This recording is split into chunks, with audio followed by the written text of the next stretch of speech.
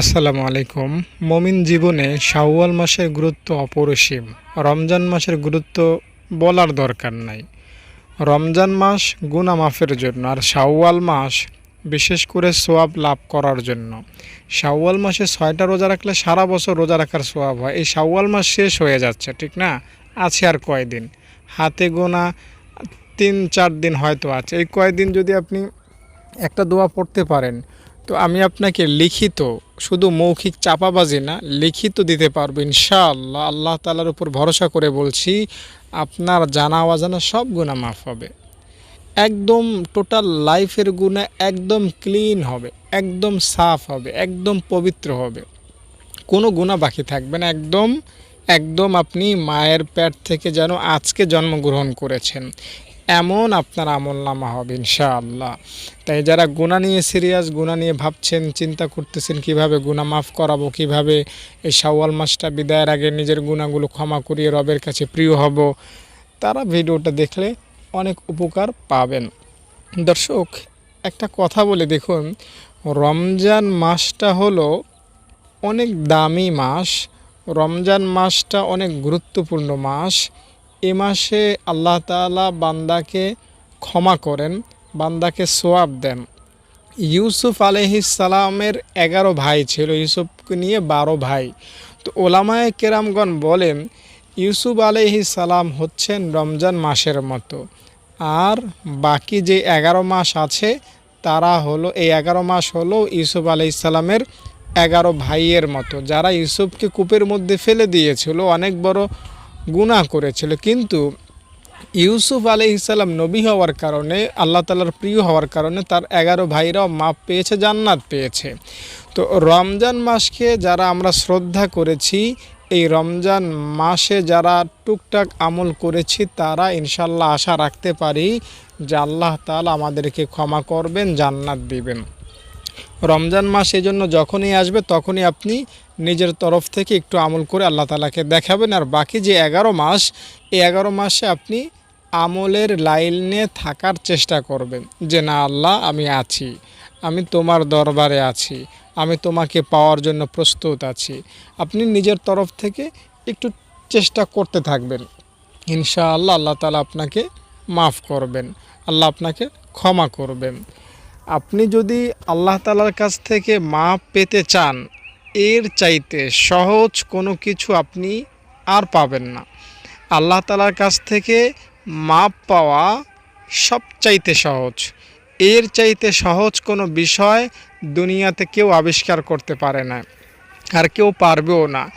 আর আপনি শুনলে অবাক হবেন, ইসলামেও এর চাইতে বড় দাপটশালী আর কোনো আমল নাই। আপনি ক্ষমা চাইবেন আর আপনার গুনাহ মাফ হয়ে যাবে, 1 সেকেন্ডও লাগবে না। দেখুন আল্লাহ তাআলা কি বলেন, ইয়া ইবাদিয়াল্লাযীনা আসরাফু, ও আমার ইমানদার বান্দা, তোমরা যারা নিজের উপর জুলুম করেছো, নিজের উপর যারা অত্যাচার করেছো, যারা জন্মের পর থেকে একবারও আমি আল্লাহকে আল্লাহ বলে ডাক দাও নাই, আমি তোমাদেরকে বলতেছি, তোমরা আমাকে ডাকো, একবার আমাকে স্মরণ করো, আমি তোমাদের সারা জীবনের সব গুনাহ মাফ করে দেব। চিন্তা করতে পারেন, আপনি তো মিয়া নামাজ পড়েছেন, রমজান গিয়েছে গত মাসে, রমজানে রোজা রেখেছেন, তো আল্লাহ আপনাকে মাফ করবেন না কোন যুক্তিতে বলেন? আল্লাহ তাআলা অবশ্যই মাফ করবেন। আল্লাহ তাআলা কাকে মাফ করতে বলতেছেন, কাকে মাফ করবেন বলেছেন? যে কোনো দিন আল্লাহকে আল্লাহ বলে ডাক দেয় না, যে কোনো দিন আল্লাহকে সেজদা করে নাই, জন্মের পর থেকে সুদ, জেনা, ঘুষ, মিথ্যা, অহংকার, হিংসা নিয়ে বেড়ে উঠেছে, খারাপ কাজ যার পশমে পশমে, এমন ফেরাউন মার্কা পাপিষ্ঠ শয়তান বান্দাকে আল্লাহ তাআলা বলতেছেন, বান্দা তুই একবার আমাকে বল, আল্লাহ আমাকে মাফ করে দাও, আমি তোর সারা জীবনের গুনাহ মাফ করে দেব। তুই যদি মোনাজাত করিস ক্ষমা পাওয়ার আশায়, তোর মোনাজাতটা শেষ হওয়ার আগে, হাতটা নিচে নামানোর আগে, আমি আল্লাহ কথা দিচ্ছি তোর গুনাহ আমি মাফ করে দেব, একটা গুনাহও রাখবো না, একদম মাফ করে দেব। আর তুই যদি মোনাজাতের মধ্যে চোখের পানি ফেলিস, তো চোখের পানি নাকের ডগায় আসার আগেই আমি তোর জীবনের সব গুনাহ ছাই করে দেব, মাফ করে দেব, পরিষ্কার করে দেব, পরিচ্ছন্ন করে দেব। তো এটা কার জন্য বলতেছেন? যার আমলনামায় একটা সওয়াব নাই। এটাই বাস্তব, এটাই সত্য কথা। যার আমলনামায় একটা সওয়াব নাই, যে 70 বছর জীবন পেয়েছে অথচ একটা সওয়াবের কাজ করে নাই, গুনাহের কাজ করেছে কোটি কোটি। তো এমন পাপী, এমন পাপিষ্ঠ, এমন নেমুখ হারাম, এমন অবাধ্য বান্দাকে আল্লাহ তাআলা এমন সুউচ্চ অফার দিচ্ছেন, এমন সুউচ্চ সুযোগ দিচ্ছেন ক্ষমা পাওয়ার। তো এজন্য বলছি, ক্ষমা নিয়ে কখনোই হতাশ হবেন না। দেখুন, ইসলামের একটা নীতি আপনাকে শোনাই। নামাজ পড়া ফরজ, নামাজ না পড়লে কোথায় যেতে হবে? জাহান্নামে। তো এই নামাজ পড়ার মতো আরেকটা নীতি আছে, এটা আমরা অনেক মুসলমান জানি না, জানলেও বোঝার চেষ্টা করি না। সেটা হলো, আপনি গুনাহ করেছেন, এই গুনাহটা নিয়ে যদি আপনি চিন্তিত হন, এই গুনাহটা নিয়ে যদি আপনি খামাখা ভয় পান, আপনি যদি আল্লাহ তাআলার কাছ থেকে মাপ পাওয়ার আশা না রাখেন, তো এটা আল্লাহ তাআলা অনেক বেশি ঘৃণা করেন। নামাজ না পড়া যেমন আল্লাহ তাআলার কাছে অনেক বেশি অপছন্দের, এমনটা বা তার চাইতেও বেশি বলা চলে যে আপনি গুনাহ করেছেন, এখন আপনি ভাবতেছেন যে না, আমি ক্ষমা পাবো না, আল্লাহ আমাকে মাফ করবে না। এটা যদি আপনি এক মুহূর্তের জন্য ভাবেন, এটা আপনার জন্য অনেক বড় গুনাহ হবে। আল্লাহ তাআলা আপনাকে বলছেন, বান্দা হতাশ হবা না, নিরাশ হবা না, আমার রহমত থেকে বঞ্চিত তুমি হবা না। আমার কাছে দোয়া করো, আমার কাছ থেকে যদি তুমি দূরে সরে যাও, আমার রহমত থেকে যদি তুমি দূরে সরে যাও, তাহলে তুমি অনেক বেশি ক্ষতিগ্রস্ত হবা। আমার রহমতকে তুমি ছোট মনে করিও না। তোমার মতো এত ছোট পাপীকে আমি সহজেই মাফ করব। আমি কত ফেরাউন মার্কা পাপীকে মাফ করেছি, তোমাকে আমি মাফ করব না? আল্লাহ তাআলা যুগে যুগে বহু আসামিকে মাফ করেছে। যেমন ওয়াহশী নবীজির চাচা হামজা রাদিয়াল্লাহু তাআলা আনহুকে খুন করেছে, শহীদ করেছে, তারপর তার কলিজা চিবিয়ে খেয়েছে, মারাত্মক গুনাহ করেছে, নবীজির কলিজায় সে ব্যথা দিয়েছে, কিন্তু নবীজি তাকে ক্ষমা করেছেন, আল্লাহ তাআলা তাকে ক্ষমা করেছেন। গোটা দুনিয়ার মানুষ জানে ওয়াহশী যাবে জান্নাতে, ওয়াহশী এক মুহূর্তের জন্য জাহান্নামে যাবে না। ওয়াহশী কত বড় পাপী সে ছিল, আল্লাহ তাআলা তাকে মাফ করেছেন। আল্লাহ তাআলার নবী মুহাম্মদ সাল্লাল্লাহু আলাইহি সাল্লাম বলেছেন, একজন জেনাকারিনী যে সব সময় জেনা করত, আল্লাহ তাআলা এই জেনাকারিনী নারীকে শুধুমাত্র একটা প্রাণীর উপর দয়া করার কারণে তাকে মাফ করেছেন, জান্নাত দিয়েছেন। শুধুমাত্র প্রাণীর উপর দয়া করার কারণে আল্লাহ তাআলা বনী ইসরাইলের 100 খুন করার আসামিকে মাফ করেছেন। চোখের পানিও ফেলেন নাই, তাওবাও করেন নাই, নামাজও ধরেন নাই, শুধুমাত্র খুন ছেড়ে দিয়েছেন এবং ভালো হবেন এই নিয়ত করেছেন, আর ভালো হওয়ার পথে রওনা হয়েছেন। দ্যাটস এনাফ, এতটুকুই সে করেছে। আল্লাহ তাআলা এই উসিলাই তাকে মাফ করেছেন এবং তার নাম, তার শান, তার ক্ষমার ঘোষণা আল্লাহ তাআলা গোটা দুনিয়ার মুসলিম জাতির কাছে নবীজির মাধ্যমে প্রচার করে দিয়েছেন। তাই আল্লাহ আপনাকেও মাফ করবেন, আল্লাহ আপনাকেও মাফ করবেন। আপনি কি গুনাহ করেছেন? হয়তো নামাজ পড়েন নাই, হয়তো আপনি সুদ খেয়েছেন, হয়তো আপনি 2-4 লক্ষ নারী দেখেছেন বা পরপুরুষ দেখেছেন, হয়তো আপনি 10 বছর বিড়ি সিগারেট খেয়েছেন, হয়তো আপনার যৌবনটা আপনি বোরকার মধ্যে রাখেন নাই, খোলামেলা রাস্তাঘাটে বের হয়েছেন, প্রতিবেশীর সাথে দেখা করেছেন, হয়তো আপনি টিভি সিনেমা দেখেছেন। এগুলো গুনাহ, অবশ্যই অনেক বড় গুনাহ, তবে এগুলো পুঁটি মাছের মতো না আল্লাহ তাআলার রহমতের কাছে।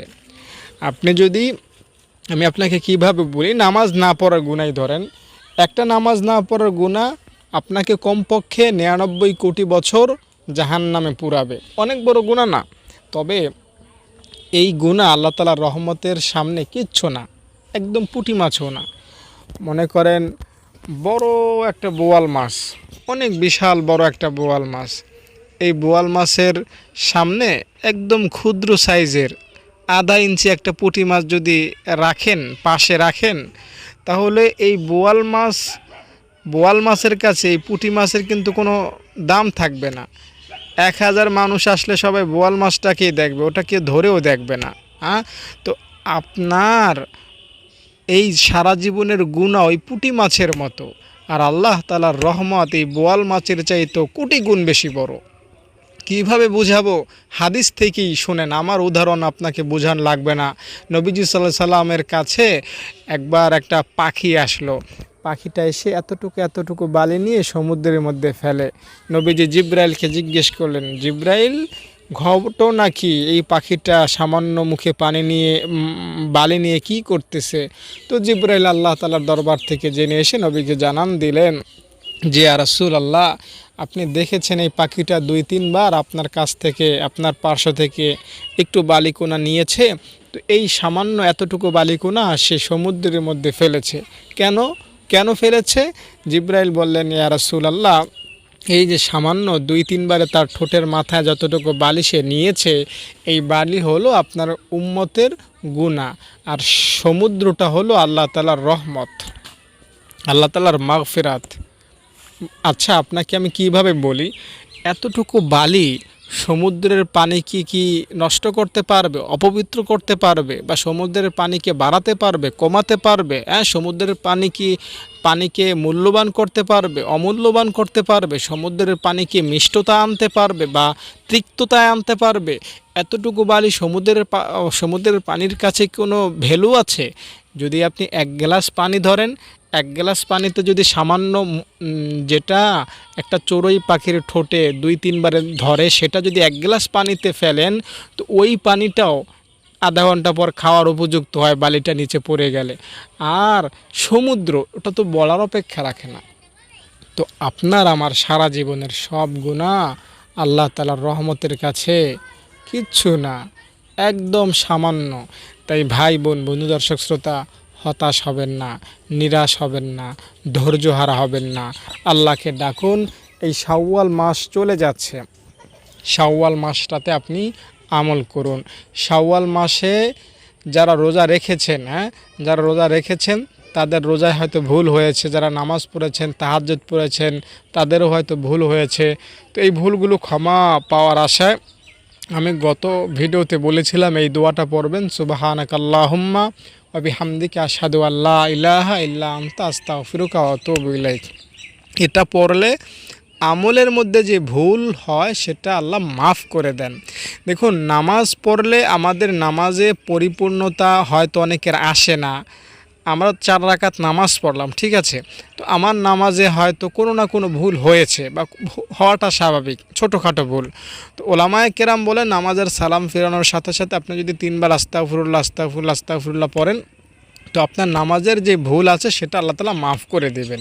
বুঝতে পারলেন? তো এজন্য আপনি যদি এই 6 রোজা যারা রেখেছেন বা রাখবেন, তারা যদি 6 রোজার ভুল ত্রুটি ক্ষমা পাওয়ার আশায় এই দোয়াটা পড়েন, সুবহানাকাল্লাহুম্মা, আশা করা যায় ইনশাআল্লাহ আপনার ওই ভুল ত্রুটি আল্লাহ তাআলা মাফ করে দিবেন, আর আপনার জিন্দেগির গুনাহগুলো এই উসিলায় আল্লাহ তাআলা ক্ষমা করে দিবেন। এই দোয়াটা কোরআন তেলাওয়াত শেষেও আপনি পড়বেন, উজু শেষেও পড়ার চেষ্টা করবেন, নামাজ শেষেও পড়ার চেষ্টা করবেন, বৈঠক শেষেও পড়ার চেষ্টা করবেন। ইনশাআল্লাহ আল্লাহ তাআলা আপনার জীবন থেকে সকল ব্যর্থতা, সকল অকল্যাণ, সকল খারাপই আল্লাহ তাআলা দূর করবেন, এবং সফলতা, কামিয়াবিতা আল্লাহ তাআলা আপনাকে দান করবেন দোয়াটা পড়ার উসিলায়। দর্শক, এই দোয়াটা হলো তাওবা সংক্রান্ত একটা দোয়া, এটা ইস্তেগফার সংক্রান্ত একটা দোয়া।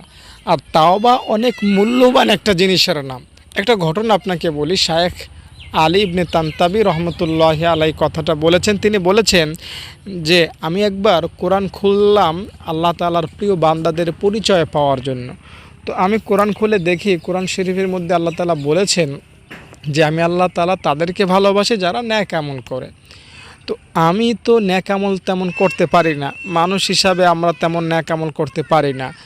যদি 24 ঘন্টা হিসাব করেন, 8 ঘন্টা ঘুমাই, 8 ঘন্টা কাজ করি, মাঝে মধ্যে হয়তো সব মিলিয়ে 1-1.5 ঘন্টা আল্লাহ তাআলার ইবাদত করি, ন্যাক আমল করি। তো আমরা ন্যাক আমল অনেকেই করতে পারি না। তাই শায়েখ আলী ইবনে তানতাবি রহমতুল্লাহ ভাবলেন যে, আমি তো এই কাতারে রইলাম না, তাহলে কি আল্লাহ তাআলা আমাকে ভালোবাসেন না? আমি কোরআন শরীফ উল্টাতে লাগলাম। কিছু দূর যাওয়ার পরে আমি দেখতে পেলাম আল্লাহ তাআলা মুজাহিদদেরকেও ভালোবাসেন। তো আমি তো মুজাহিদ না, তাহলে কি আমাকে আল্লাহ তাআলা ভালোবাসেন না? তো আমি নিরাশ হতে লাগলাম যে আমাকে কি আল্লাহ তাআলা পছন্দ করেন না। আমি পৃষ্ঠা উল্টাতে লাগলাম। কিছু দূর যাওয়ার পরে আমি দেখতে পেলাম আল্লাহ তাআলা সৎ কাজের আদেশ যারা করে, অসৎ কাজের নিষেধ যারা করে তাদেরকেও ভালোবাসেন। তো তিনি বলতেছেন আমি তো সৎ কাজের আদেশ অসৎ কাজের নিষেধ ওইভাবে করতে পারি না। তো স্বাভাবিকভাবে আমরাও করতে পারি না। আমরা যারা নামাজ পড়ি, প্রতিবেশী যারা নামাজ পড়ে না তাদেরকে দাওয়াত দেই না, যারা সুদ খায় তাদেরকে বারণ করি না, যারা ঘুষখোর আছে তাদেরকে কোনো উৎসাহ দেই না। শুধু নিজের নাফসি নাফসি করতেছে। সৎ কাজের আদেশ অসৎ কাজের নিষেধ আমাদের মধ্যে নাই বললেই চলে। তো আল্লাহ তাআলা এই কাজ যেহেতু আমরা করি না, তাই আমাদেরকেও ভালোবাসেন না। তাই তিনিও ভাবতেছেন যে আমাকেও হয়তো আল্লাহ তাআলা ভালোবাসেন না। আমি ভয় পেতে লাগলাম, নিরাশ হতে লাগলাম, কোরআন শরীফের পৃষ্ঠা উল্টাতে লাগলাম। কিছু দূর যাওয়ার পরে আমি দেখি আল্লাহ রাব্বুল আলামিন ধৈর্যশীলদেরকে ভালোবাসেন। তো আমি কি ধৈর্যশীল? তিনি ভাবতে লাগলেন, না আমি তো ধৈর্যশীল না, আমি তো অল্পতেই হেরে যাই, ব্যর্থ হয়ে যাই, আমার ধৈর্য হারা হয়ে যায়। তাই আল্লাহ তাআলা কি আমাকে ভালোবাসবেন না? আমি কি প্রতিটা গুণ থেকে মাহরুম হয়ে যাচ্ছি? আল্লাহ তাআলার ভালোবাসা পাওয়ার আর কোনো রাস্তা কি নাই? তিনি কেমন যেন কোরআন শরীফটা বন্ধ করে রেখে দিলেন। কিছুক্ষণ পর আবার তিনি আল্লাহ তাআলার ভালোবাসা পাওয়ার কোনো রাস্তা খুঁজতে লাগলেন। আল্লাহ ওলিরা এভাবেই আল্লাহ তাআলার ভালোবাসা পাওয়ার রাস্তা খুঁজতেন প্রতিনিয়ত। আমরা টাকার রাস্তা খুঁজি, তারা আল্লাহ তাআলার রহমত পাওয়ার রাস্তা খুঁজতেন। তো তিনি কোরআন শরীফ খুলতেছেন, উল্টাচ্ছেন আল্লাহ তাআলার ভালোবাসা পাওয়ার কোনো রাস্তা আছে কিনা, ক্ষমা পাওয়ার রাস্তা আছে কিনা। তিনি উল্টাতে খুঁজে পেলেন যে আল্লাহ রব্বুল আলামিন শুধু মুজাহিদদেরকেই ভালোবাসেন না, শুধু সৎ কাজের আদেশকারীদেরকেই ভালোবাসেন না, শুধু নেককারদেরকেই ভালোবাসেন না, শুধু ধৈর্যশীলদেরকেই ভালোবাসেন না। আল্লাহ তাআলা যে তাওবা করে তাকেও ভালোবাসেন এবং তাকে অনেক বেশি ভালোবাসেন। তাই তিনি ভাবলেন, আরে আমি তো তাওবা এখনই করতে পারি, হ্যাঁ আমি তো ঘরে বসেই তাওবা করতে পারি, আরে আমি তো মনে মনেও তাওবা করতে পারি, তাহলে আমি এখনই তাওবা করে নিই, আল্লাহ তাআলার কাছে প্রিয় হয়ে যাই। তাই আপনাকেও আমি এই ঘটনাটা বলার মাধ্যমে আপনাকে উৎসাহ দিচ্ছি, আপনি তাওবা করুন, তাওবা করুন, আল্লাহ আপনাকে ভালোবাসবেন, আল্লাহ আপনার গোটা জীবনের গুনাহ মাফ করে দিবেন। আর তাওবা কোনো অফিস আদালতের কোনো কাজ না, এটা মনের বিষয়, এটা মনের বিষয়। আপনি শুধুমাত্র মনে অনুতপ্ত হবেন, আপনি লজ্জিত হবেন, লজ্জা পোষণ করবেন, নিজেকে ধিক্কার জানাবেন, হায় তুই কি করলি, তোর তো উচিত ছিল আল্লাহ তাআলার হুকুমগুলো মেনে চলা, করলি না। তো এটাই হলো তাওবা। মূলত আপনি অনুশোচনা প্রকাশ করবেন। আর তাওবা আর নাদামা, তাওবা হলো নিজেকে ধিক্কার জানানোর নাম, নিজেকে নিজে বিচার করার নাম। তুই কি করলি, এটা কোনো কাজ করলি, হ্যাঁ আল্লাহ তাআলার সামনে কোন আশা নিয়ে তুই দাঁড়াবি, এভাবে নিজেকে ধিক্কার জানাবেন। তো দ্যাটস এনাফ গুনাহ মাফের জন্য। আল্লাহ তাআলা এতেই আপনাকে মাফ করে দেবেন। এটাকেই তাওবা বলা হয়েছে হাদিসে। এভাবেই যদি আপনি নিজেকে একটু বিচার করেন, একটু ধিক্কার জানান, নিজেকে যদি একটু শোধরাবার পরিকল্পনা করেন, অঙ্গীকার করেন, নিয়ত করেন, দ্যাটস এনাফ ক্ষমা পাওয়ার জন্য। 40, 80, 90, 100 বছরের গুনাহ মুহূর্তের মধ্যে মাপ পাওয়ার জন্য এতটুকু কাজই যথেষ্ট। মুসা আলাইহিস সালাম বৃষ্টির জন্য দোয়া করতেছেন, আল্লাহ জানায় দিলেন, না মুসা এখানে এক পাপী আছে। ওই পাপী যখন খবর পেয়ে গেলেন, তিনি 2 রাকাত নামাজ পড়েছেন, আল্লাহ তাআলার কাছে মোনাজাত করেছেন, চোখের পানি ফেলেছেন, তারপর আল্লাহ তাআলা তাকে মাফ করেছেন। বিষয়টা তা না, বরং সে মন থেকে আল্লাহকে বলেছে, আল্লাহ লজ্জা দিও না, এই হাজার হাজার মানুষের মধ্য থেকে যদি আমাকে উঠে যেতে হয় তাহলে সবাই আমাকে পাপী হিসাবে জানবে, আমাকে সবাই লজ্জা দিবে, আমি সমাজের কাছে আরও বেশি কলঙ্কিত হয়ে যাবে, আমি আর গুনাহ করব না। এভাবে সে মন থেকে তাওবা করলো, আর সাথে সাথে বৃষ্টি বর্ষণ হয়ে গেল। এই মুসা আলাইহিস সালামের এই উম্মতটা না নামাজ পড়েছে, না তাহাজ্জুদ পড়েছে, না দান করেছে, না মোনাজাত করেছে, না চোখের পানি ফেলেছে, শুধুমাত্র মন থেকে আল্লাহ তাআলাকে বলেছে, আল্লাহ আমি ভুল করেছি, আমাকে তুমি মাফ করে দাও। আল্লাহ তাআলা তাকে মাফ করে দিয়েছেন। তো এভাবে আপনিও যদি নিজেকে নিজে শোধরাবার জন্য আল্লাহ তাআলার কাছে মন থেকে তাওবা করেন, মন থেকে আল্লাহ তাআলার কাছে দোয়া করেন, রব্বে কারীম মহান আল্লাহ তাআলা আপনাকে মাফ করবেন, আপনাকে দয়া করবেন, অনুগ্রহ করবেন। তাই এই শাওয়াল মাসটা বিদায়ের আগে একটা তাওবা করুন। যদি আপনার তাওবা করার পরে আবার গুনাহ হয়ে যায় তাহলে আবার তাওবা করবেন। তাওবা তো এমন না যে একবারই পাওয়া যাবে, হ্যাঁ, আপনার কাছে যদি টাকা থাকে তাহলে বাজারে গেলে চাউল পাবেন। আপনি কি মরণ পর্যন্ত যত খাবার খাবেন ওই খাবার কি সব একসাথে নিয়ে আসেন বাজার থেকে? না, এটা আমরা করি না। আপনার আমার কাছে টাকা থাকে, টাকা না থাকলে টাকার ব্যবস্থা করি। বাজার থেকে যখন যেটা দরকার হয় আমরা ওই খাবারটা নিয়ে আসি। 1 সপ্তাহের খাবার নিয়ে আসি, 2 সপ্তাহের খাবার নিয়ে আসি। তো আমরা এভাবেই তাওবার নিয়মটা ফলো করব। তাওবাটা মরণ পর্যন্ত একেবারে আপনাকে মানতেই হবে, এটা বাধ্যতামূলক না, আপনাকে চেষ্টা করতে হবে। হ্যাঁ, আপনাকে চেষ্টা করতে হবে যে না, আমি এখন তাওবা করলাম, আমি আর তাওবা ভাঙবো না, নষ্ট করব না। তবে আপনার দ্বারা ভেঙে গেলে আবার তাওবা পড়বেন।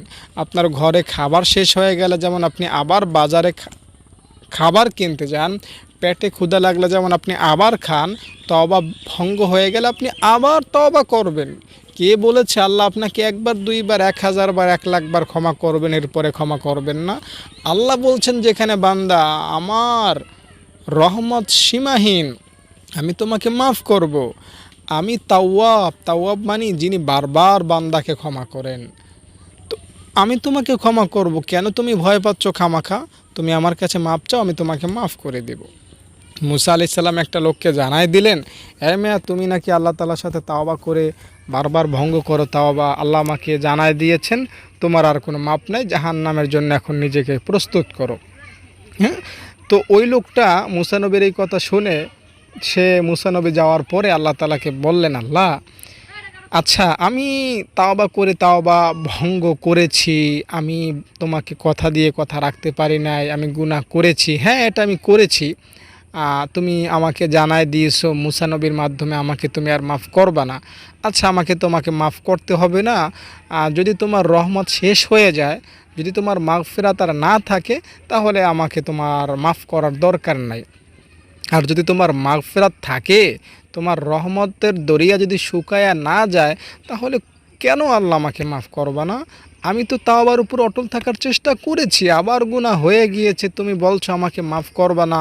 আচ্ছা আল্লাহ, তাহলেও আমি আরেকটা কথা তোমাকে বলি, তুমি যদি আমাকে মাফ না করো, তোমার রহমতের দরিয়া যদি শুকায়া যায়, তাহলে আমি আরেকটা কথা তোমাকে জানাই, সেটা হলো তোমার যত অপরাধী বান্দা আছে, সকল অপরাধী বান্দাদের গুনাহ আমার কাঁধে দিয়ে দাও, আর আমার জাহান্নামের শাস্তি আরও বাড়ায়া দাও, এবং তোমার সকল বান্দাকে, পাপী বান্দাকে জান্নাতের মেহমান বানায়া দাও, আমাকে একাই তুমি জাহান্নামের শাস্তি দাও।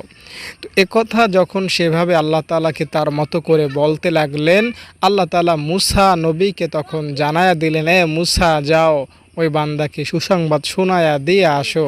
তো মুসা নবী তার কাছে গেলেন এবং বললেন যে আল্লাহ তাআলা তোমাকে মাফ করে দিয়েছেন, তোমার তাওবার কারণে, তোমার কিছু বক্তব্যের কারণে আল্লাহ তাআলা তোমাকে ক্ষমা করে দিয়েছেন, তোমাকে জান্নাতের মেহমান বানায় দিয়েছেন।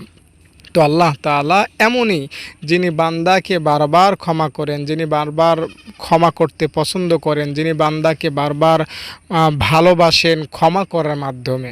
হাদিস শরীফ আপনাকে শোনাই, নবীজি সাল্লাল্লাহু আলাইহি সাল্লাম বলেছেন, বান্দা যদি গুনাহ না করত, তাওবা না করত, এই সিস্টেমটা যদি দুনিয়া থেকে উঠে যেত, মানুষ যদি এই সিস্টেমটাকে বয়কট করত, তাহলে আল্লাহ তাআলা মানব জাতিকে ধ্বংস করে দিতেন। আমি কথাটা আবারও বলি, মানুষ যেমন বিভিন্ন সময় বিভিন্ন জিনিসকে বয়কট করে, তো এইভাবে যদি মানুষ গুনাহকে বয়কট করত, মানে কোনো মানুষই আর গুনাহ করে না, কোনো মানুষই তাওবা করে না, তাহলে এই দুনিয়াবাসীকে আল্লাহ তাআলা উল্টাইয়া দিতেন, ধ্বংস করে দিতেন। আল্লাহ তাআলা চান না দুনিয়ার প্রত্যেকটা মানুষ আব্দুল কাদের জিলানি হয়ে যাক, দুনিয়ার প্রতিটা মানুষ ফেরেশতা হয়ে যাক। বিশ্বাস করেন, এটা আল্লাহ তাআলা চান না। আল্লাহ তাআলা চান, বান্দা তোমরা শয়তানের ধোকায় পড়ো, শয়তানের কাজ করো, এরপরে আমার কাছে মাপ চাও, এটা আমার কাছে ভালো লাগে, এটা আমার কাছে পছন্দের।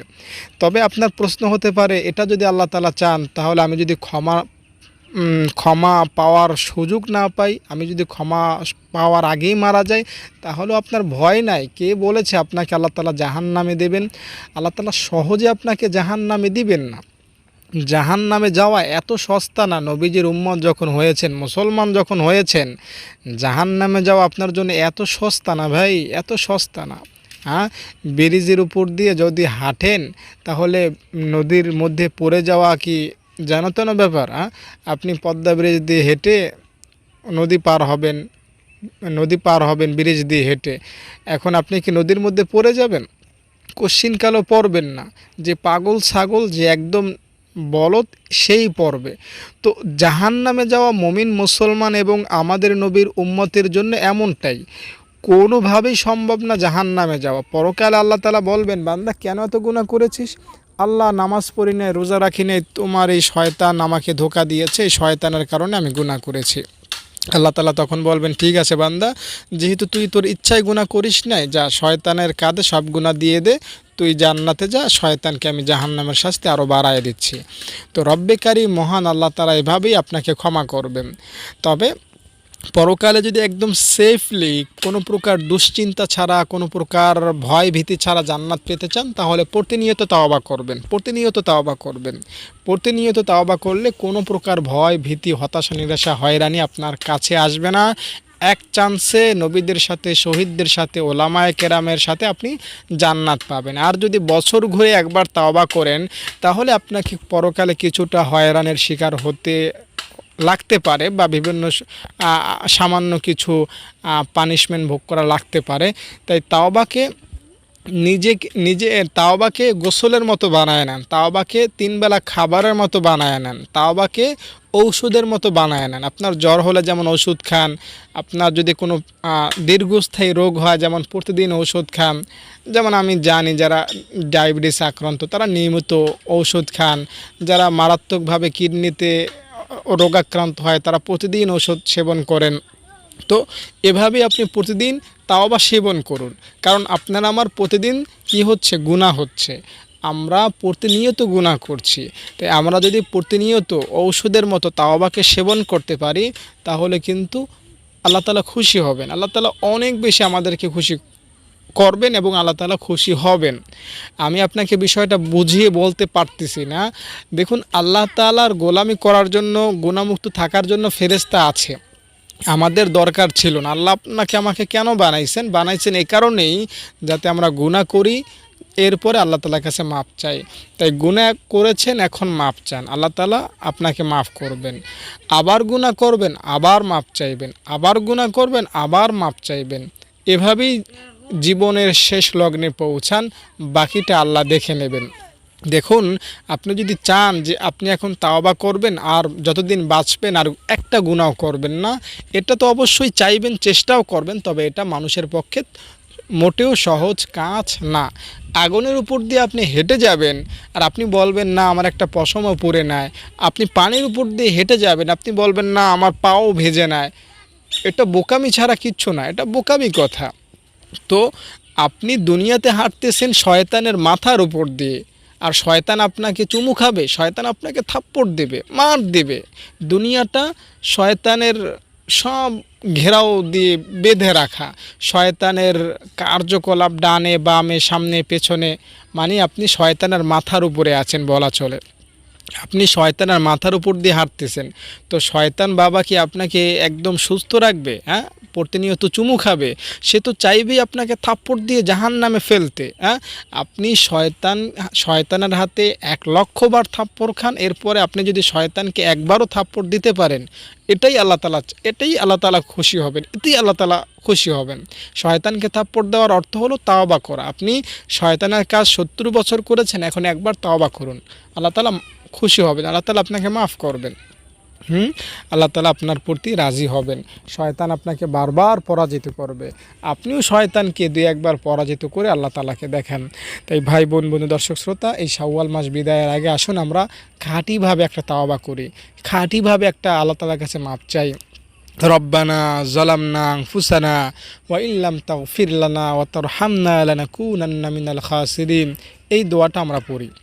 এই দোয়াটা যদি আমরা পড়ি, তাহলে আমাদের গোটা জীবনের ছোট বড় জানা অজানা সব গুনাহ মাফ হয়ে যাবে।